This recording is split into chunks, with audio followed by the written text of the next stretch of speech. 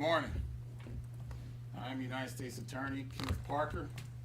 I want to start by acknowledging who is joining me this morning. DEA Special Agent in Charge, Orville Green. Homeland Security Investigations Acting Special Agent in Charge, Sean Gibson. Ohio Narcotics Intelligence Center Executive Director, Cynthia Peterman. IRS Criminal Investigation Supervisory Special Agent, Carolyn Peters. United States Postal Inspection Service Team Leader, Brian Green. Columbus Division of Police Deputy Chief Rob Sagal. Upper Arlington Police Division Lieutenant Jason Messer. And Franklin County Sheriff's Office Chief Deputy Richard Minard. Most importantly, I have here Assistant United States Attorney Michael Hunter, who is prosecuting this case along with Justice Department Trial Attorney Emily Cohen of the Money Laundering and Asset Recovery Section. I want to thank each of the law enforcement agency heads for joining me today and for the commitment and work of their personnel who provided tremendous assistance to this investigation and prosecution. I would also like to thank the other law enforcement agencies who could not join us today, as they served to ensure we were able to hold Bamit Singh accountable for his crimes. Those agencies include the United Kingdom's National Crime Agency, the Crown Prosecution Service, the Central Authority, and the Justice Department's Office of International Affairs.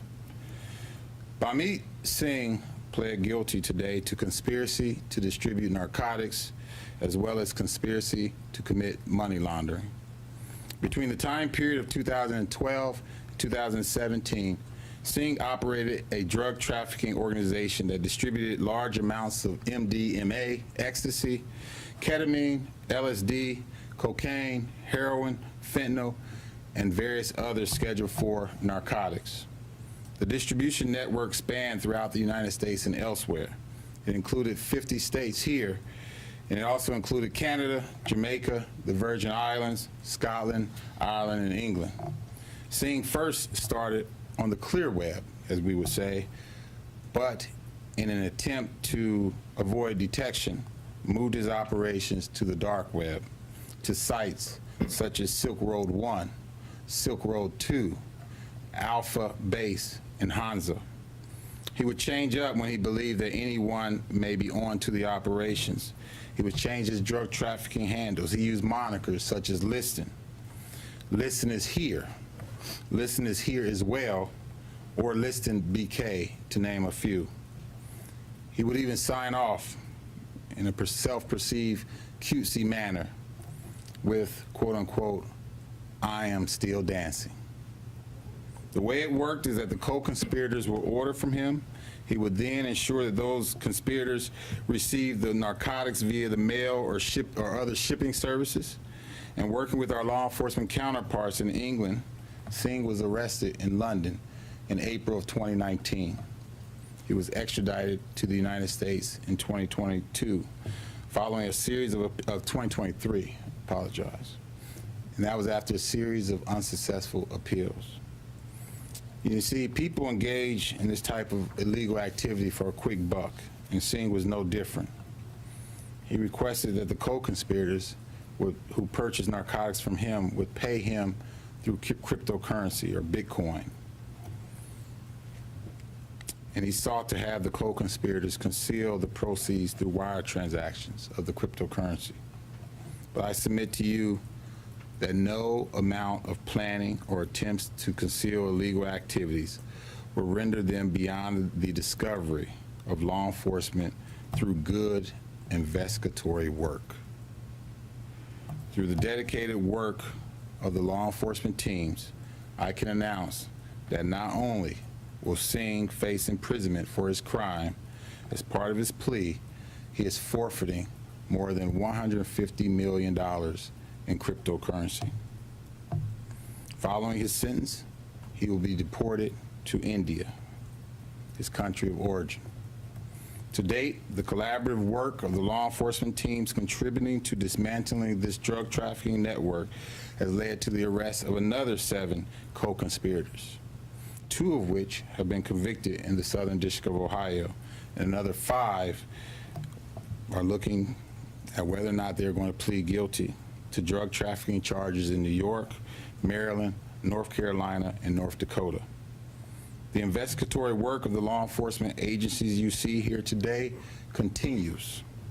That work is done in the spirit of protecting the people of the Southern District of Ohio and elsewhere, national and international, from persons like Singh who engage in trafficking narcotics and laundering the proceeds. Whether a person does it through methods of actual currency or cryptocurrency, this case shows that our dedicated men and women of law enforcement will go where the investigation leads them, the dark web or other places, to properly seize the ill-gotten gains of the perpetrator's activities.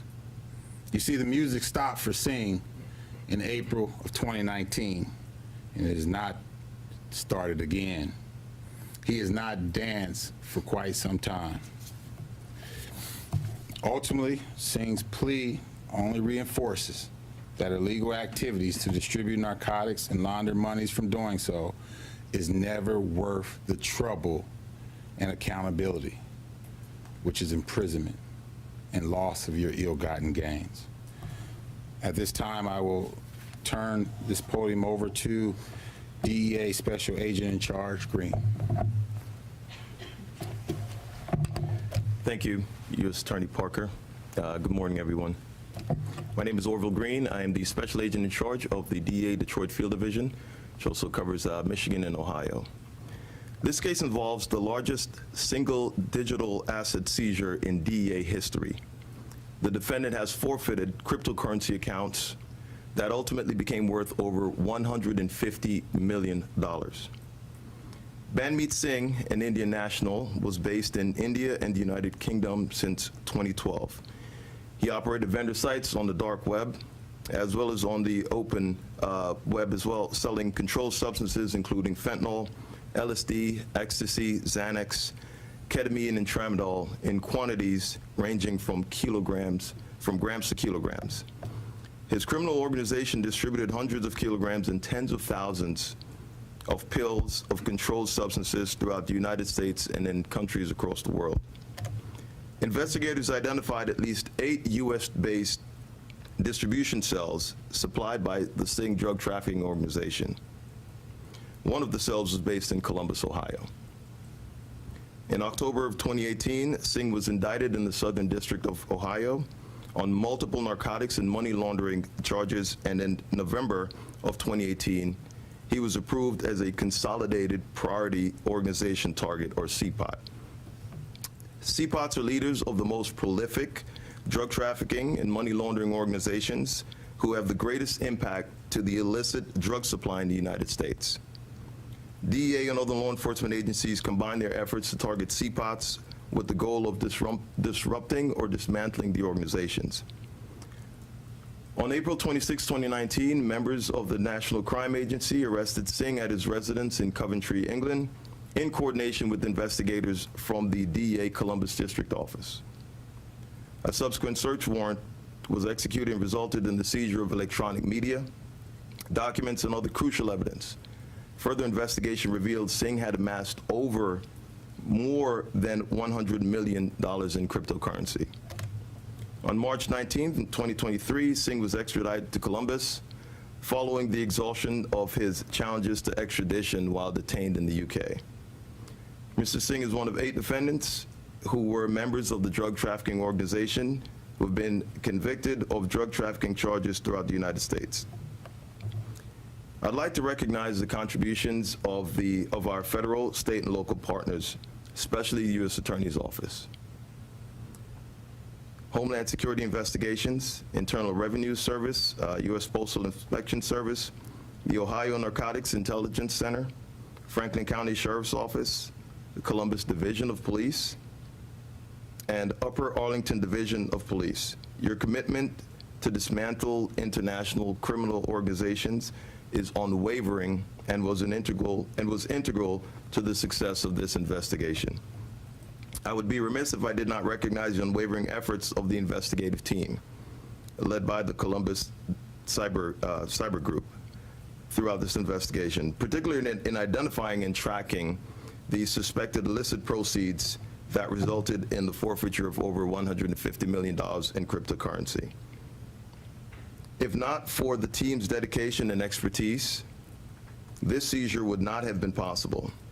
Furthermore, the arrest of Seapot Singh, the seizure of the illicit drug proceeds, and the dismantlement of the drug trafficking organization ultimately prevented the DTO from continuing their global distribution enterprise and undoubtedly saving lives. This investigation exemplifies teamwork and is a testament to our commitment to keep our community safe. Thank you. Mr. Attorney Parker. I will now ask for HSI Acting SAC Gibson to take the Thank you, sir. Good morning, everybody. My name is Sean Gibson. I'm the acting special agent in charge for Homeland Security Investigations Detroit Field Office, which serves the same as DEA, Ohio and Michigan. I'd like to thank United States Attorney Kenneth Parker and SAC Orville Green and all of our federal and state and local teammates for their partnership in this case. Dismantling online marketplaces that seek to poison our communities is a top priority for HSI. This clandestine avenue to distribute drugs tears apart families and communities. Leveraging our international footprint and the partnerships that you see here today, HSI will do everything we can to safeguard Ohio communities against drug traffickers. Today's plea is the culmination of years of hard work across multiple districts here in the United States and internationally. I'd like to personally thank the field level agents and prosecutors, the same ones that live in the communities and work in our communities, for their efforts to diligently pursue this case and end in this plea agreement. Thank you, and I'll turn it back over to U.S. Attorney Parker for questions. Yes, now, at this time, we will take a few questions. I submit that we will keep our questions very tight. This was a plea today, and there will be a sentencing, and so we would like to make sure we keep that in mind as we provide our answers. Can you tell us the Central Ohio connections with drugs distributed here? Do you have personnel here who are working for him? How is Columbus involved? So the way he would do it, the individuals would contact him, and they were, as I indicated, co-conspirators, and there were at least 2 here in Columbus to which received drugs via Mr. Singh, and through the hard work, were also addressed right here in Columbus. That's how we have our being. And then they resold the drugs? Yes. In Columbus from the Correct. center? Correct. Why prosecute him here? He was operating all over the country. Yeah. Why prosecute him in the Southern District? So, to me, it's a myth that most people believe that, you know, drugs coming from, as far as from the international waters, have to touch upon our states or districts in the southwest border or somewhere on the borderline. We're showing that when you impact the Southern District of Ohio, we're going to go where we need to address those people, and that's why we brought him here to deal with him. We had venue here. He should be addressed here. Our citizens are equally important as anyone else, and we're not going to wait to see if he's prosecuted on the border. We're going to bring you back here. Weather's nicer. With all this cryptocurrency, this is a new and developing issue within prosecutions. Can you talk a little bit about the difficulty in tracking this and being able to find everything you needed that maybe you didn't even understand when you first saw the case file on your desk? So, crime continues to morph. Individuals continue to try to avoid detection and so forth, and technology changes. Cryptocurrency is just a new method where individuals seek to launder the illicit proceeds as to what he pled to, one of the charges. Just like the dark web is a place that individuals attempt to use, and other things. As things change, we modify our approaches, and we change, and we adapt. Is there difficulty there? Should be, could be, but our prosecutors They know how to adapt well, right? And they know how to address the individuals who believe that they can use these modifications in technology or currency to try to avoid detection. Do you know if any of the drugs that were distributed here in Central Ohio, do they contribute to any kind of overdose deaths, anything like Yeah. that happens here? That's a good question, which I even asked myself, and no, we don't know if it did, he'd be facing a mandatory minimum of 20 years because he would have been addressed as such, if we could prove it up to him, yes. I know sentencing comes later, but could you speak to a range of potential prison sentence that something like this crime could come with? Right. He's looking at he pled to a C plea. That would put him in the, he's facing up to 20 years. That puts him, but the C plea, and through things that have been worked out and things that have been, as far as the plea negotiations, he's facing 96 months. Let's take one more question. Can you talk a little bit about how you got to him? I'm guessing since he's the bigger fish, Yeah. he wasn't the first one you guys came in contact with. Well, good law enforcement work, I cannot credit it enough.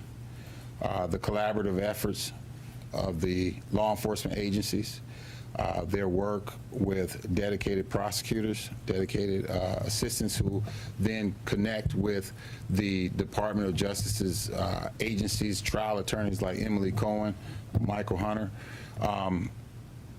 who then says, we're going to go where the evidence takes us, where witnesses may be, and they, as I found with Assistant U.S. Attorney Hunter, says, I've got something there in London. I would like to go there and follow the facts, follow the testimony, follow the evidence, where it takes me. And that's where he went, where the evidence took him. That's where we extradited Mr. Singh from after a number of unsuccessful extradition attempts by him.